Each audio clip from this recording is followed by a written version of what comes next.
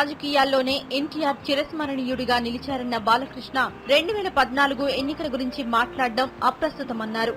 రామారావు గారి రూపం, ఆయన సిద్ధాంతాలు మళ్ళీ ముందుకు నడిపిస్తాయని ఆయన ఆశీస్సులు మొత్తం రాష్ట్రానికి తెలుగుదేశం పార్టీకి ఉండాలని, ముందు ఆయన ఆశీస్సులతో తెలుగుదేశం పార్టీ అధికారం రావాలని, ఆ మహానుభావుని ఆశీస్సులు ఉండాలని మనస్ఫూర్తిగా కోరుకుంటున్నాను. ఎన్టీఆర్ 17వ వర్ధంతి సందర్భంగా దగ్గుబాటి దంపతులు ఎన్టీఆర్ ఘాట్ వద్ద నివాళులర్పించారు. రాష్ట్ర విభజనపై హైకమాండ్ కు తన నిర్ణయాన్ని ఎప్పుడో చెప్పానన్నారు కేంద్ర మంత్రి పురంధేశ్వరి. తెలంగాణ విషయంలో కేంద్రం తీసుకునే నిర్ణయానికి కట్టుబడి ఉంటానన్నారు. చెప్పానండి, ఏదైతే చెప్పాలో అక్కడ ఢిల్లీలో మా నాయకులకి ఏదైతే గట్టిగా చెప్పాలో మేమందరం కూడా చెప్పడం జరిగింది. అందరం మేము విడివిడిగా వెళ్ళటం కాదు, కలిసి అందరం కూడా వెళ్ళి చెప్పడం జరిగింది. మేము వారికి అన్ని విషయాలు కూడా వివరించి చెప్పడం జరిగింది. కేంద్రం తీసుకున్న నిర్ణయానికి అందరం. జూనియర్ ఎన్టీఆర్ దంపతులు ఉదయాన్నే ఎన్టీఆర్ ఘాట్ వద్ద అంజలి ఘటించారు. ఆయన రాష్ట్రానికి చేసిన సేవలను కొనియాడారు.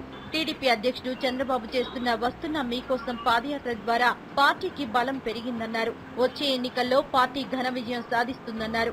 ప్రస్తుతం తన దృష్టంతా సినిమాలపై ఉందన్న జూనియర్ ఎన్టీఆర్ ఎన్నికల ప్రచారంలో తప్పకుండా పాల్గొంటానన్నారు. పార్టీకి అభిమానించే వాళ్ళు ఉన్నారు, పార్టీని ప్రేమించే వాళ్ళు ఉన్నారు.